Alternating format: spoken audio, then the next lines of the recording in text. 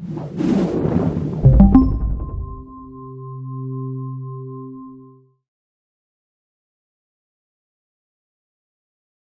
am Julianne Emmons Allison, and I am a professor at UC Riverside. I'm in the political science department, but I also work out of the independent studies programs and at the Center for Sustainable Suburban Development.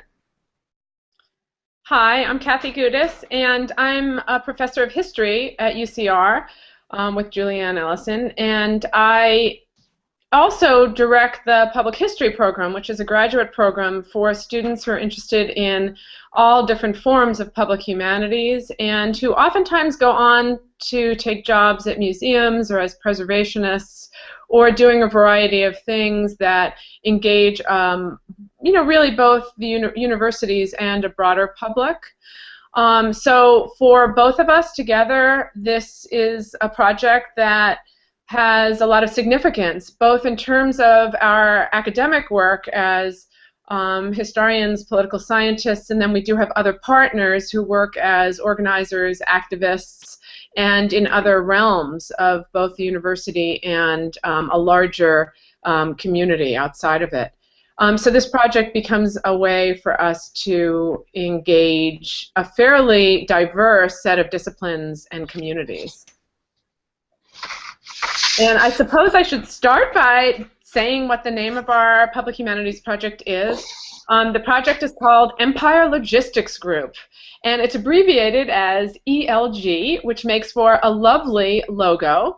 And it's a logo that can really communicate part of our project. The subtitle of our project is Understanding the Impact of Goods Movement on Inland Southern California.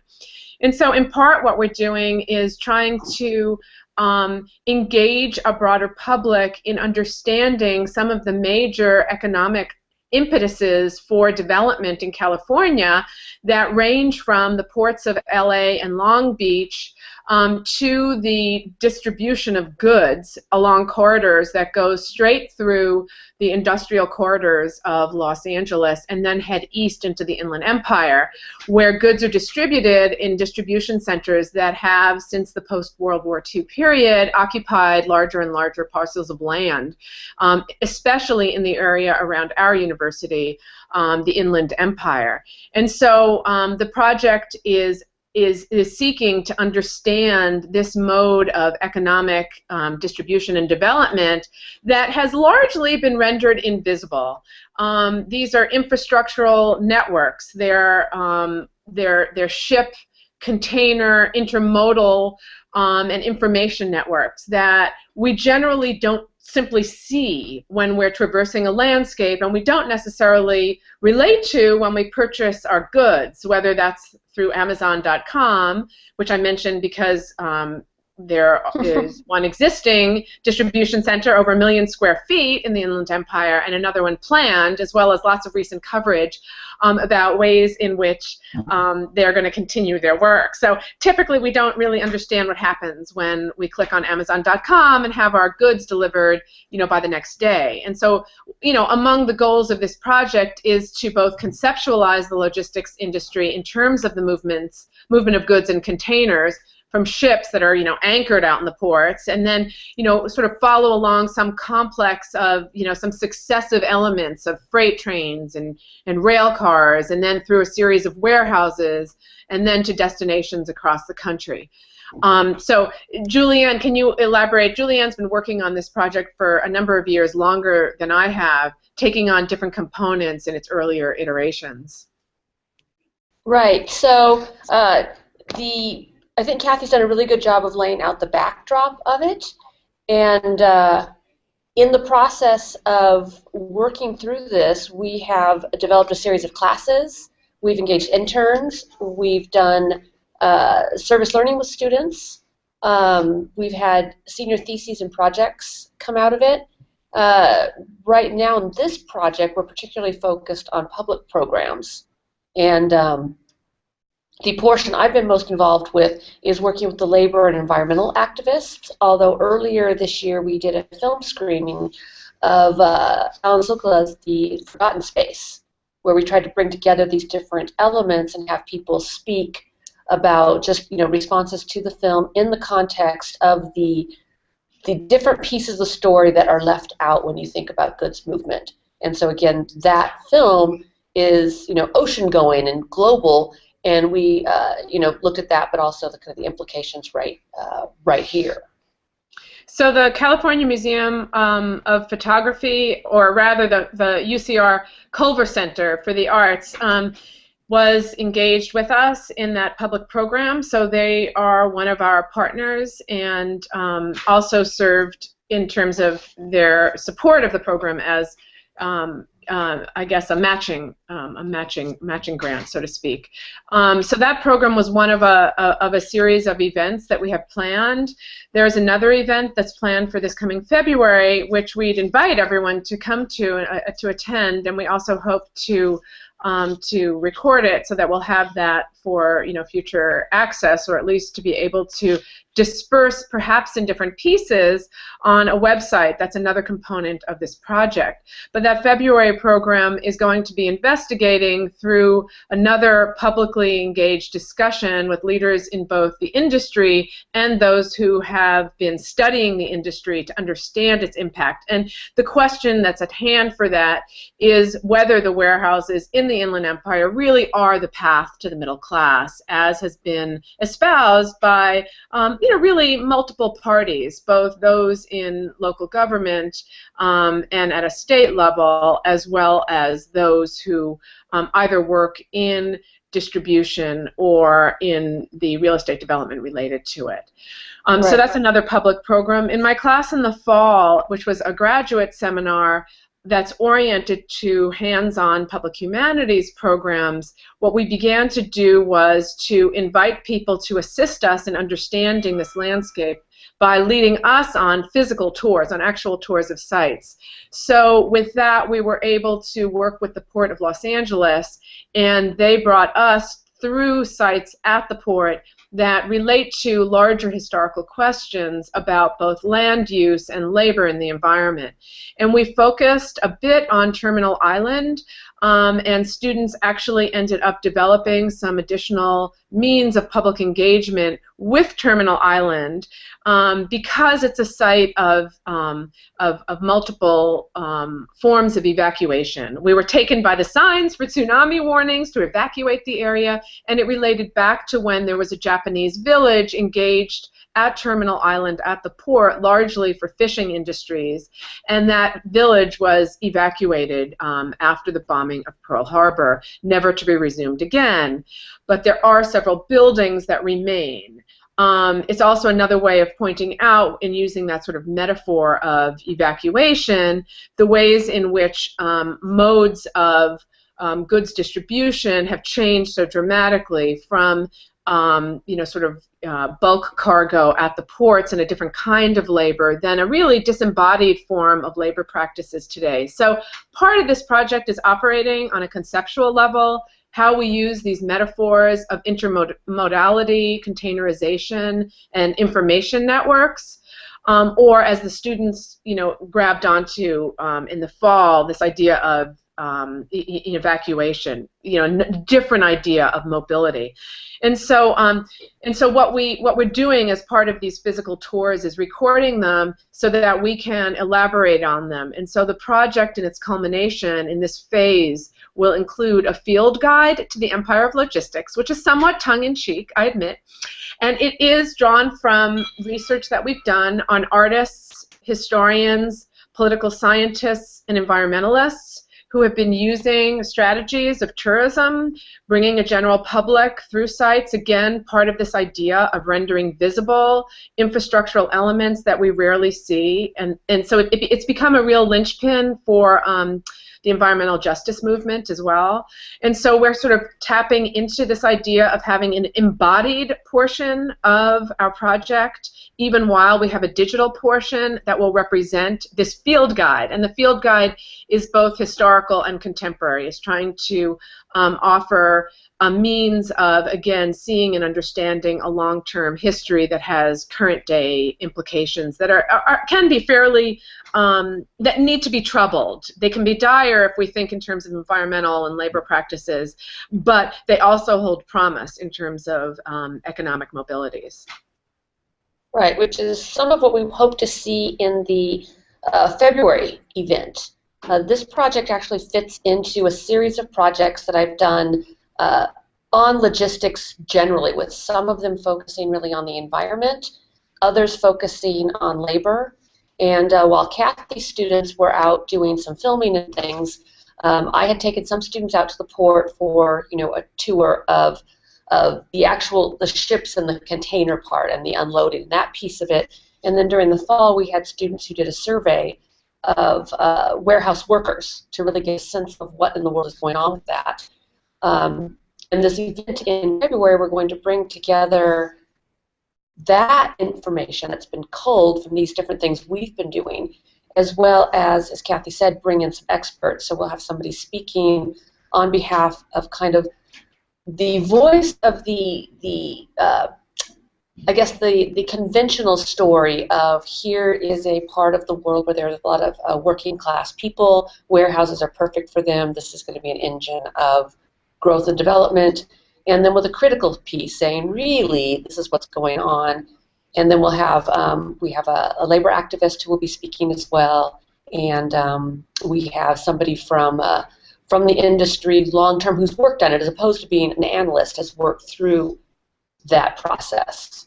And so, Kathy is discussing kind of how we're going to make this information available, and the metaphor of the container and everything. And I guess the piece I've been working on kind of consistently for a number of years has been the more practical side, the elements of what is happening to peoples and environments as all these goods move through this part of the state. And in fact, I think that's what really allows this to be a public humanities project, is that it's operating across different disciplinary boundaries, but more than that, it has an element of public engagement that really is intended ultimately for social good, right? That we're trying to mobilize people from all arenas. So in the past, I think all of us who are participating in this project have tended to focus far more on the detriment of environmental impact here. And I think this project, what we're trying to do is open it up so that we have a bigger platform for people who are in the industry to also speak. And it may not change my own personal political agenda, for instance, which is for a more equitable California, but it does enable me to understand better what the different concerns are and to think proactively about how change might work. And so, for instance, Julianne, through other projects she was working on, met some women in particular who are very engaged in Riverside County in the logistics industry. And in fact, because there have been historically so few women in the logistics industry, they formed a group called the Ladies of Logistics. And so we had the unbelievable opportunity of meeting all of these leaders in the field through the Ladies of Logistics. Now, I don't know, Julianne, correct me if I'm wrong, but I don't think that people would have been willing to meet with us if they hadn't issued the invitation.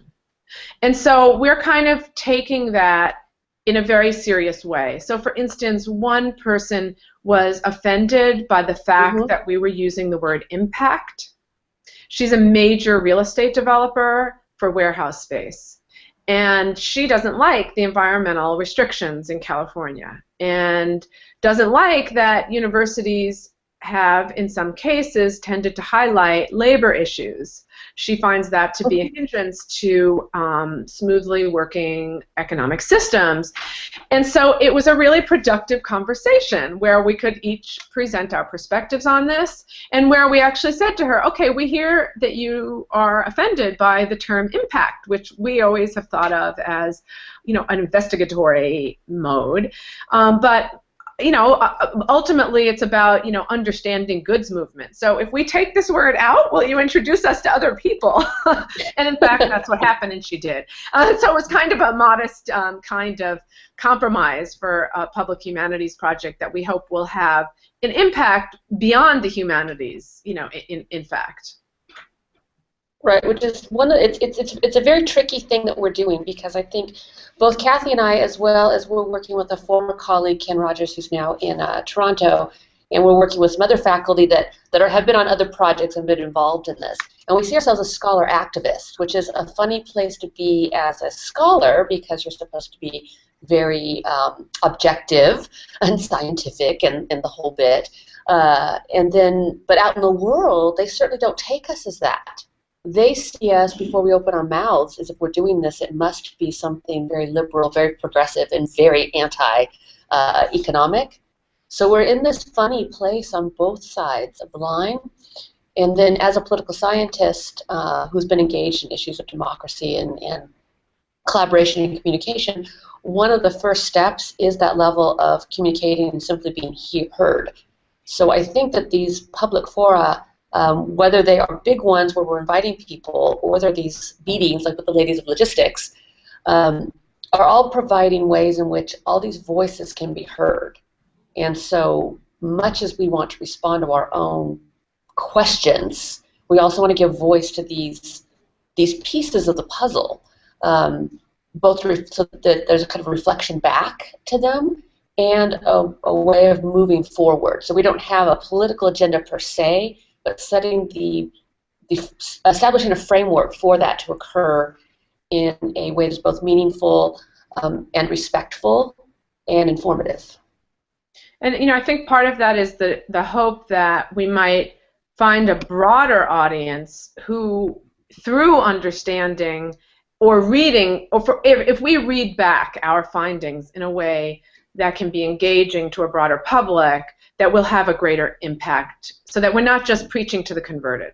Mm-hmm. And that's been really difficult in terms of trying to formulate the project. And I know, because I'm really interested in artistic activity that engages this, I'm seeing sort of this line between art activism and public engagement. And so I think that again, it's a hallmark of public humanities that it might get kind of messy because it doesn't fit very neatly, but I think the multiple components are a way to both pursue what, as scholars, relates to our research, but to also engage audiences in ways that perhaps out in other arenas outside of the academy, a museum is not necessarily able to do this kind of a project, right?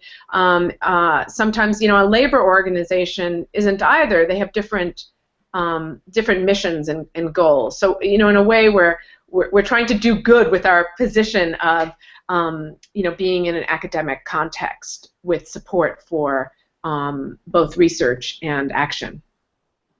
Right, I know that the center where I work, the Center for Sustainable Suburban Development, that is doing a bit of the organizing on the back end, much as the Culver Center downtown, kind of provided that sort of support on the film screening.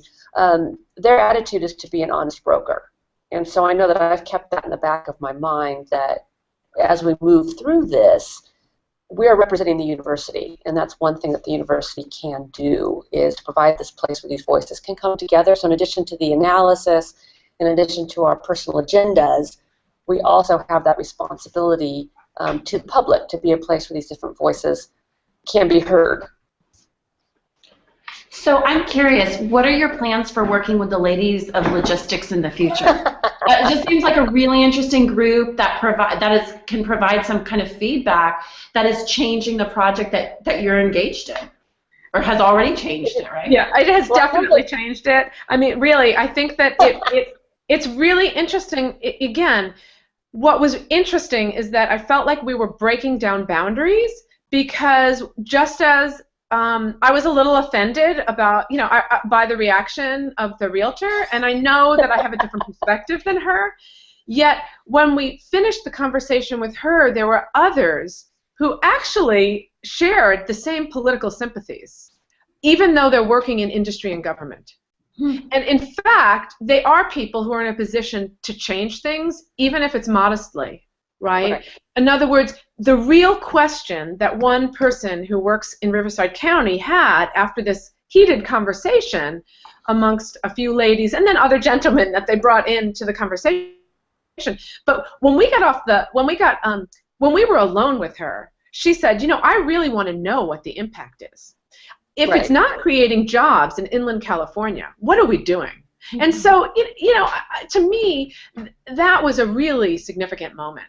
And so, what we really need to do is to continue the conversations individually with the different members of this group, and they've been funneling us information in other contexts, and we're trying to figure out ways to both utilize and then parse it in meaningful ways, right, to create mini projects out of what they're sending us. And that's in part why this field guide to the empire of logistics is, in essence, what we're experimenting with. And this is kind of the artistic angle, which is why I like that we have public programs which are much more straightforward as debates, right? Where you don't have to question how whether audiences are, what they're taking away. We're not going to know what people take away from this field guide to the empire of logistics that we're seeking to produce, which is intended as a reading back or a mirroring of the industry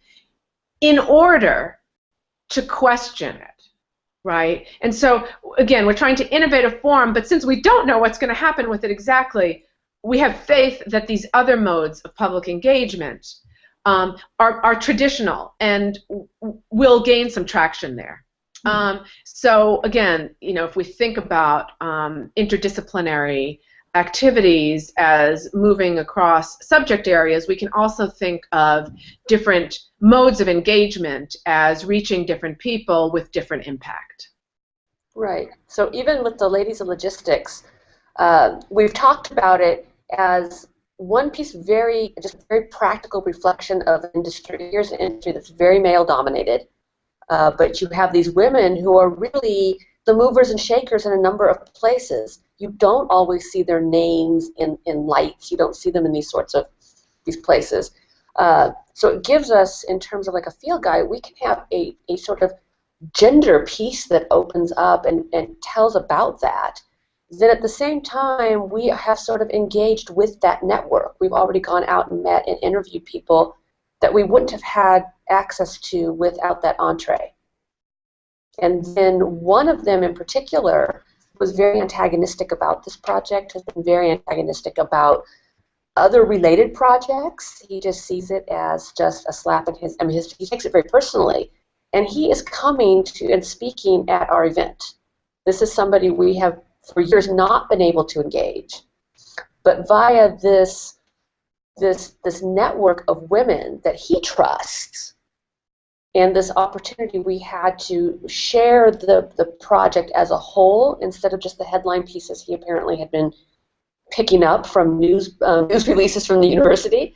We were able to engage someone that would have been antagonistic, would have been a roadblock otherwise. So if we think down the road to the effects this project could have, the implications, I think that's a very positive thing. We were able to bring someone in and make them part of this. So again, ladies in logistics, like a lot of other pieces, they are something that we can study, but they're also something that we engage with and that enhances and affects the outcome. Thank you both so much for this. This is really very interesting, and it's a very exciting work that you're both doing there. Oh, thank you so much. We are actually looking forward to continuing the project after, of course, this, you know, the confines of this funding cycle. So, you know, it's exciting to have been able to, you know, sort of lay this framework. Right. So thank you. Yeah, thank you for this opportunity to speak to everyone, and thank you for the opportunity to be funded on this fantastic project.